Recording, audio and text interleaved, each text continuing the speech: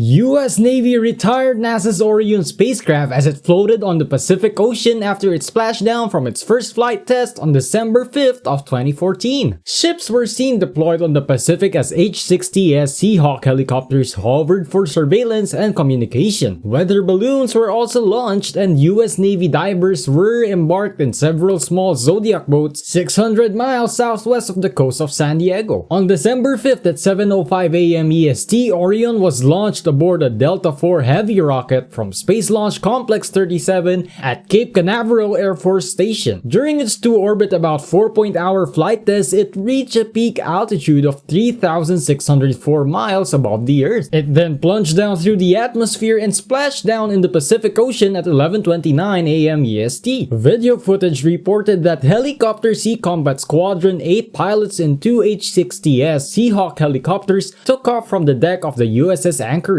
They took thermal imagery of Orion as it descended. They also took photos of the separation events, including forward bay cover jettison. After that, they searched the seas for Orion's splashdown location and sent work back to the ships. An hour after the splashdown, the flight control team handed control of the vehicle off to the recovery team. After the Orion was powered down and put in a safe mode, the recovery process began. US Navy divers took over. Divers took underwater photos of Orion's heat shield. Then, they attached a collar and winch line to the spacecraft. A series of tending lines were attached to safely tow Orion into the flooded well deck of the USS Anchorage and position it over rubber speed bumps. Team members inside the well deck helped to secure the tether lines as the water drained and Orion settled onto its landing area. To make the recovery process even strategic, the USNS Salvor, a Safeguard-class salvage ship, was on standby mode near the landing zone, as well as a backup in case Orion couldn't be recovered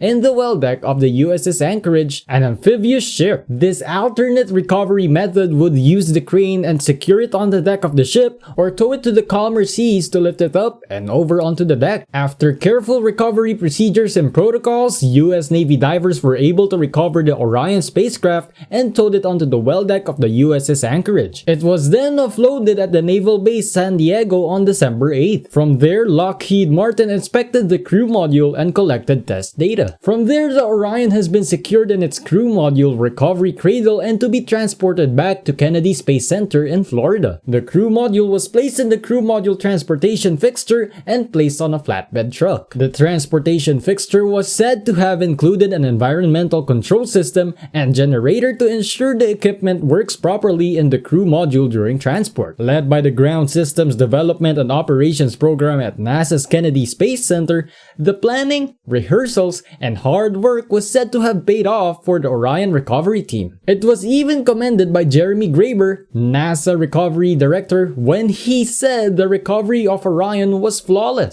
While we think NASA and the US Navy have been so successful in retrieving Orion in such an emergency situation, we also have to consider that both institutions did a lot of preparations and training to make sure this recovery operation is safe and successful. The US Navy and NASA wrapped up the second round of practice recoveries for the Orion spacecraft on August 4th, a few hundred miles off the coast of Mexico. This is in preparation for the December mission, which we will discuss in a while. The said NASA spacecraft was designed to bring humans to the moon, asteroids, and soon to Mars. Since NASA aims to build a crewed vehicle to travel to other planets, they must be accurate in their undertakings and calculations. In turn, they came up with a December mission where Orion will be crewless, so the recovery practices will not involve real people to avoid human casualties during the operations. Orion was said to be the complex vehicle to transport humans back to Earth after its exploration to the moon and other planets. Orion was strategically designed as well by Lockheed Martin. As per their description, the Orion is akin to an astronaut taxi, albeit a highly advanced one. Traveling to and from the Earth, the Orion will face up to 4,000 degrees Fahrenheit heat and will move at speeds of up to 20,000 miles per hour. It is equipped with parachutes, a protective heat shield, and thrusters to slow down the Orion and help it land accurately in the sea. In this recovery practice, the spacecraft is towed into a stern of a naval vessel. To overcome the turbulent waters, the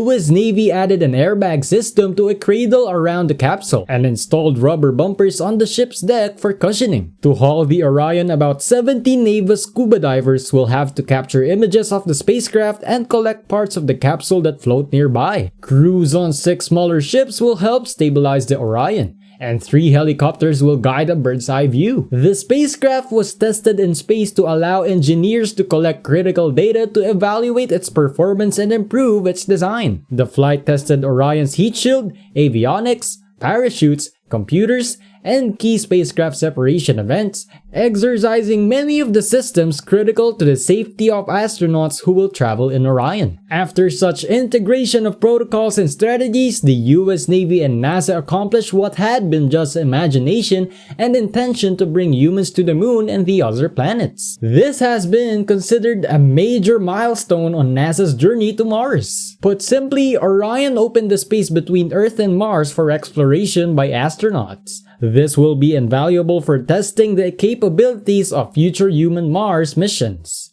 Just by looking at these sets of recovery practices, we witnessed how dedicated NASA and US Navy are in pursuing scientific space discoveries and possibilities, while ensuring that the astronauts will be safe and secured as they travel light years away from Earth. Thank you for watching, and please do not forget to like this video and subscribe to our channel. See you all next time!